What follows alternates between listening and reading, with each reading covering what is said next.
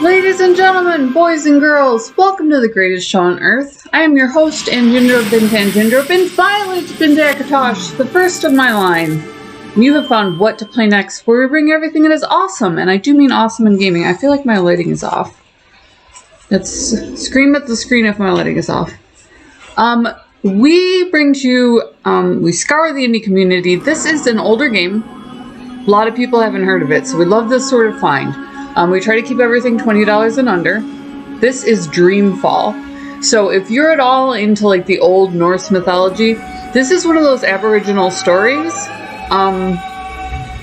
that is direct from the source. So when you get that mythological feel and everything, it's not Slavic. That's what we're used to. It's not Germanic. So this one is from Scandinavia. Really different, really cool. So I'm running around with a glowing egg, trying to figure out where it goes. I'm sure that there's some sort of significance that I'm missing there. The bottom line is I loved this game for the ingenuity and the interface. I really felt like they went out and actually tried to contribute to the gaming community. Oh, I don't have my mobile. They gave her a mobile phone in a time when they weren't even included in novels, for instance. So in order to impose a sense of urgency, they removed mobile phones from fantasy novels, and I think even sci-fi novels, for just a ridiculous amount of time. What they were working with was camera angles and developing polygonals, so it was actually extraordinarily difficult. I'm wondering if this is going to light up, something that I couldn't previously see. So, this is our pro tag, Zoe. She's a South African. She's looking for April Ryan. There's a little girl who's guiding her. We're actually trying to save ourselves. So, for instance, at the beginning... If I'm not mistaken, the water wheel is connected to more gears. It could be what powered the city back when it was inhabited. Back at the beginning, we see that we're in a coma. There's a wooden platform up there. If I'm not mistaken... Okay, so this does the same thing. It's connected to more gears. It could be what powered the city back when it was inhabited. Now, in the last game you played, April Ryan, you can't really tell that it's a sequel, but it is. And she winds up stuck in Arcadia because the world of magic is coming through to the world of science. Now, the world of science is bleeding through to the world of magic because the government is trying to take advantage of what's going on. Okay, so that almost works. I would guess that wheel is used to control the machine. And can I use my egg on this? Can it, like, power it in some way? Oh, I can! Look at me go. Hold on. This seems logistically impossible. Glowing egg. Oh, I can put it together with something. And it's not going to let me put it together with that. I think it's some kind of clockwork mechanism. I would have said that would power that then. Or not power it, but go on top there. Like as a battery. What's this here? It's broken. There's no way to climb up. How about this one? Also no? Alrighty. So I got a clockwork mechanism. I have something that can start a wheel, which will obviously lead me up where I want to go. They even put in the ladder. Like I said, you get that aura of mythology where there's a definite path that's been laid out for the hero's journey. Now, after she went into the coma, which they're actually selling as the new VR experience, so that's really creepy of the government. But that's kind of their thing. After she goes into the coma, she winds up here. So, April Ryan was a walker. A man named Cortez helped her use her powers to get through to Arcadia. And she ultimately decided to stay here. Now, Brian Westhouse, one of her friends, had just crossed back over. So I can jump down.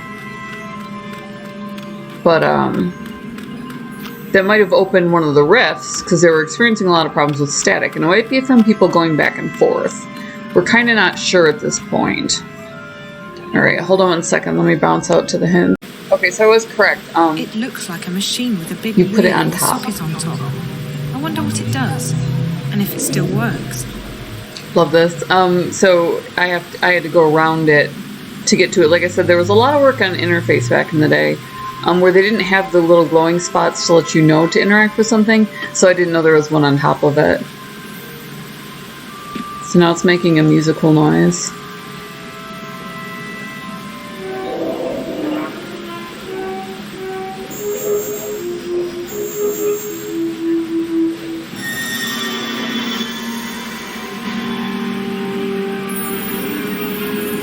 This is just so beautifully done, and like I said, it's got that incredible foreign feel to it that makes it feel magical.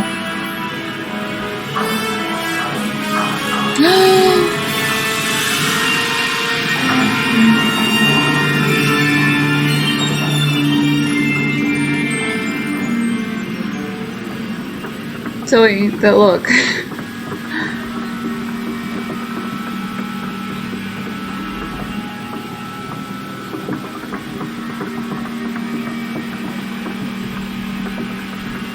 Alright, so there's the water wheel, and it's gone now.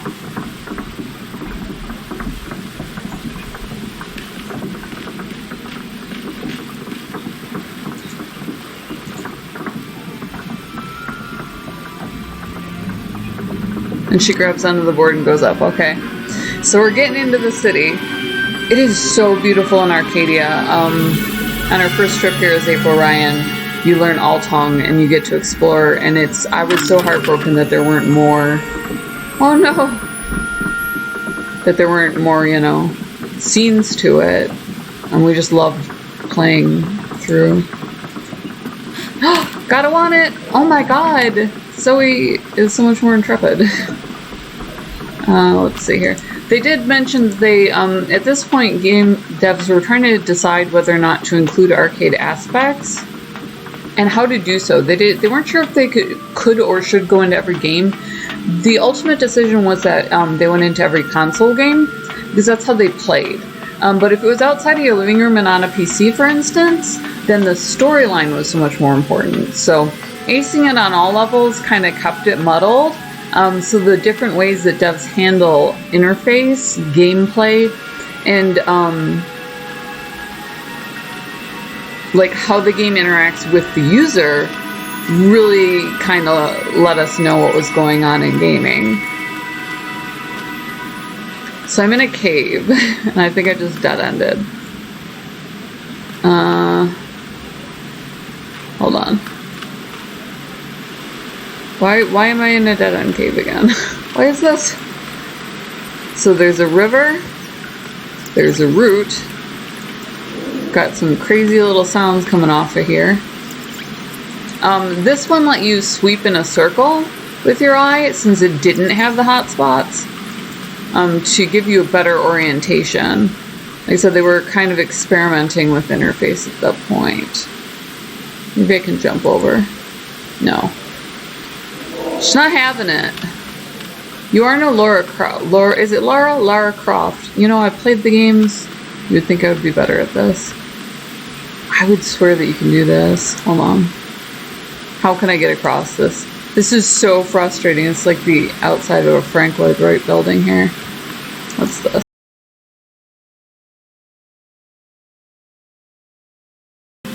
Okay, so you have to bring the glowing egg with you. For light. We're hitting the hints guide hard this time. So we head in here by some sort of magical sigil. There we go.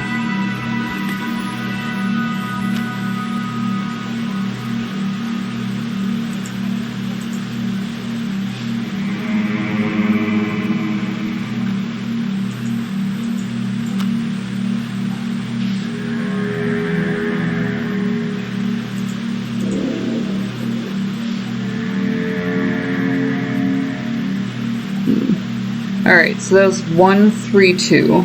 So let's try 1, 2, 3.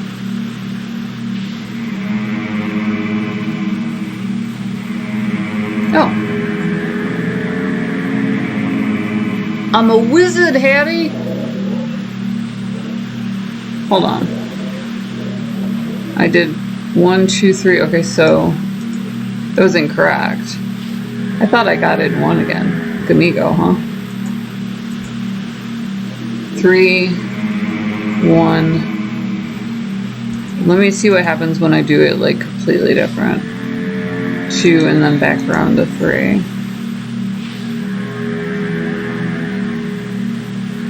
1 or 3, 1, 2, 3. Also no.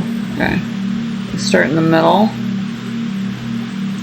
The runes don't seem to make any sense. I'm guessing this way is most logical. Because then I would go back to here. It's a cool puzzle, but I'm not seeing the pattern.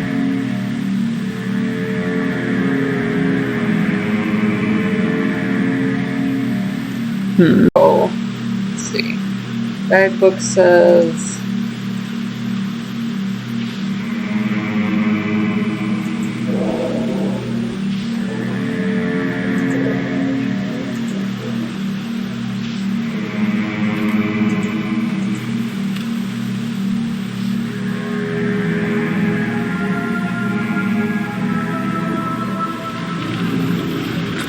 the magic gate opens. Doesn't, I mean, obviously this is our normal vacation. We knew how to do this.